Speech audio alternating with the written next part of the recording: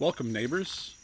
This week's video is going to cover smoking a pork butt, or otherwise known as making pulled pork. Now, your pork butt, contrary to popular belief, is not the come from the ass end of the pork or from the pig. It comes from the actual shoulder. It's the top part of the shoulder, the front shoulder of the pig, and it's the muscle right up there on the top. So I bought this pork butt over at one of the local butchers, and it came with quite a bit of fat on it. So we're going to go ahead and carve off some of this fat. You don't need to get this thing down lean. You actually want a little bit of fat and want to create a little bit of bark. But this particular one has an awful lot of extra fat. Now, the pork butts that you'll get at the butcher quite often will be bone in, and that's the better. It has a little shoulder blade bone, which you'll see later. I'll remove it later after it's cooked. But if you buy your pork butt at a more like a retail location or one of the big box stores, they'll quite often come with that pork, the shoulder blade already removed, which is just fine. It's cheaper, but it'll work out okay. So I've gone ahead and removed all the excess fat from this side, leaving a little layer on. The underside is fine. We don't need to worry about any of these, the fat that's in part of the grain or part of the interior part of the pork. That's fine. So what we're going to do here is go ahead and create a seasoning for it. I use a simple seasoning on the pork butt. It's basically a mixture of salt, pepper, and paprika. So it is 1 part coarse ground pepper. You want to make sure you're using the coarse ground. And to that we'll add 1 part of kosher salt. So the coarse black pepper and the kosher salt really have the same kind of texture, same kind of size. So they mix well, and they get absorbed into the outer edge of the meat quite nicely. So once again, we take a shaker bottle and we put equal parts of salt and pepper into that shaker. Now, just to add color, it doesn't do much as far as flavoring or anything. We'll go ahead and add some paprika. Go ahead and put in a precise amount. You just throw some in there. We'll shake that up, see how it looks.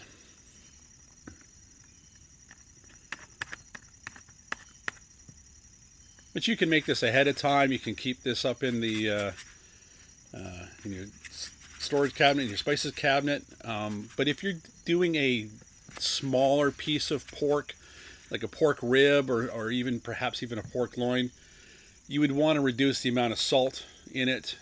Maybe go to a 2 parts pepper to 1 part salt kind of mixture. But with the pork butt being such a large piece of meat, it can certainly stand the extra salt. So this was not looking like it had quite enough color, so I went ahead and put a little bit more paprika in there and gave that a good shake.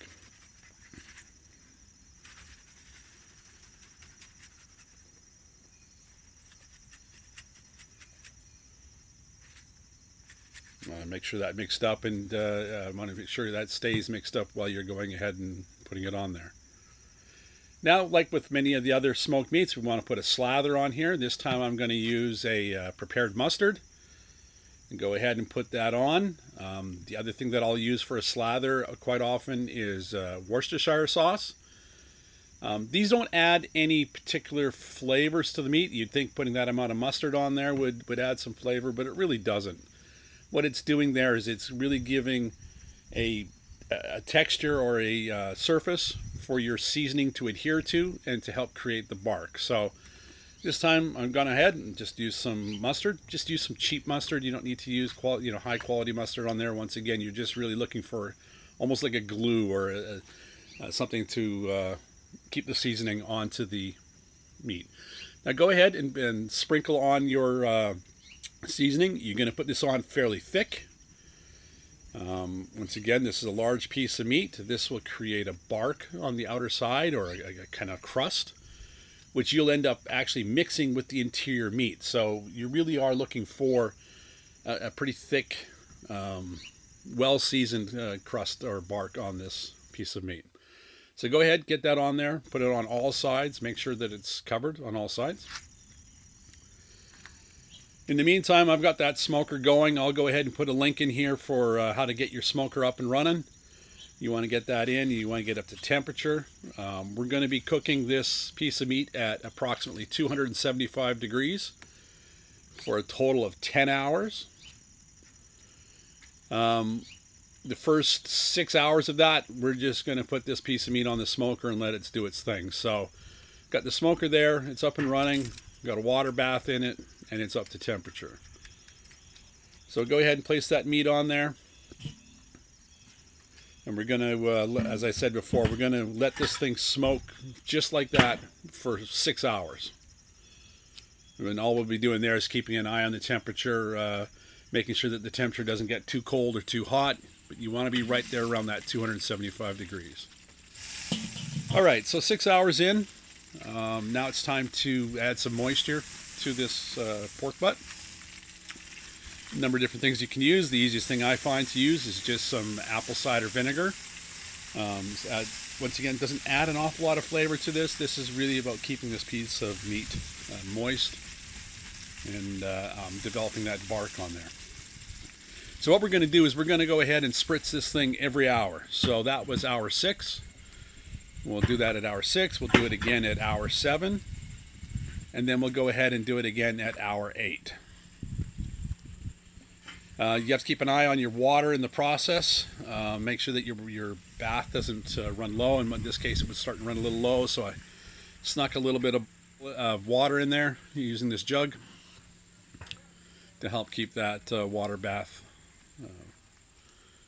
full to help maintain a constant temperature. So let's check it out. This is now at hour 8.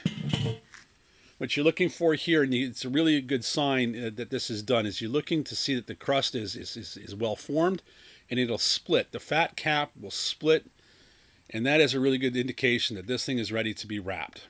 So we're 8 hours in and we're going to wrap. So go ahead and create this wrap. At this point, I'll just mention that I buy a lot of my materials at Costco. I find it a very effective, cost-effective place to buy materials for barbecuing. I can get this heavy-duty tinfoil there in large rolls for cheap. I buy all my briquettes there during the summer when they're in season. I can get the 2 great big bags of briquettes for around $20. I buy many bags of that throughout the summer, keeping an eye on it because it is seasonal and they'll stop carrying it. And I just keep a bunch of bags in my shed and a bunch of other materials. And it's an excellent, excellent place to buy meat for smoking. All right, so we've got the pork butt. We'll pull that off the smoker and we're going to wrap it up. I've doubled up the tin foil in the middle and we're going to wrap this thing tightly with kind of you get a 2 big sheets of it, overlap them, put the pork butt in one end and start to roll it, kind of creating this little fan. You tuck those edges in, roll it over top of it again, keeping it nice and tight. The idea here is to keep the steam and the juices and everything like that inside. On this particular time, I didn't show, but you really want to give a final spritz before you wrap it up there, just to keep it nice and moist. So this is hour 8. We'll go ahead and put this back on the smoker, and we're looking for another, probably about another 2 hours. These pork butts are around 10 pounds or so each, 8 to 10 pounds. So it'll vary a little bit on the size and the exact temperature of your cooking. So a pork butt, you don't really tell that these are done by temperature. What you're really doing is looking for feel. So you poke your thermometer or some sort of skewer in through the tin foil, and you're really looking to feel no resistance in there, almost like a jello or just kind of like a really softness inside. You have to learn a little bit because the tin foil is going to give you a little bit of resistance, and you could poke in where the bone is and then you just have to move around. But really this is about feeling around in there, and you really shouldn't feel much resistance. It should just give to the skewer. Now, the internal temperature that usually that this is occurring at is around 205 to 210 degrees. But once again, you're not really cooking your pork butts to temperature. This is much more around how they feel. But really, once again, you're looking at about 275 degrees for a course of 10 hours, 8 hours, 6 hours. Then you spray it every hour till 8 hours, and then 2 hours wrapped at the end. Now those are some good coals there. I don't show it in this video, but there's still heat coming out of that smoker, so I quite often go ahead and throw on a dozen hot dogs or some Italian sausages or something like that on there, so that we have them on as far as extra. But here, there's the pork butt, and you're going to want to let this thing rest. You want to rest for, I don't know, half hour, 45 minutes or so, to let it to incorporate some of those juices and make it a little bit easier, less hot to handle. Now, whenever I'm dealing with smoking, I always try to keep one hand clean and free, and the other hand I'll glove up. You'll see I put on a white cotton glove. You can get these cheaply in a lot of different places, and then I go ahead and put a nitrile glove over top of it. And this really allows you to handle some of the hotter items. It's not the replacement for a barbecue glove, but it certainly allows you to handle things off the smoker, and keeps the contamination down on your hand, and it mostly allows you to deal with that heat. If the meats are raw, I'll use one gloved hand, one bare hand quite often, keeping the bare hand clean and out of the raw meat. But so we're going to go ahead and unwrap this pork butt. Really, you want to get this thing out. As you can see, this is just falling apart. You want to make sure you capture any of the juices that are within that tin foil, so go ahead and combine that back in, pour it on top. And really what we're going to do here is just shred this up now into pieces. So this is that bone I was talking about earlier. You can tell when it's done, that thing just pulls right out like that.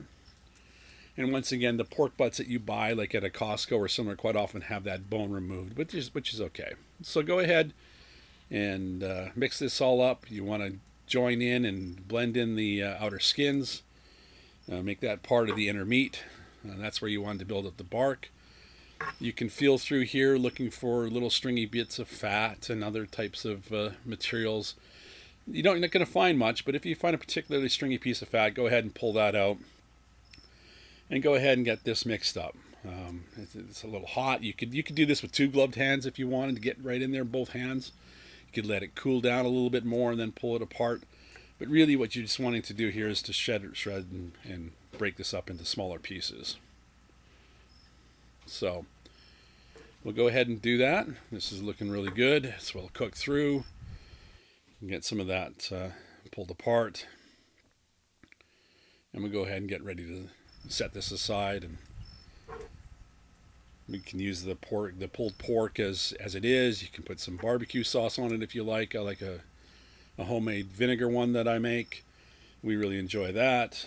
You can put this on sandwiches with some coleslaw. There's lots of different ways that you can enjoy pulled pork.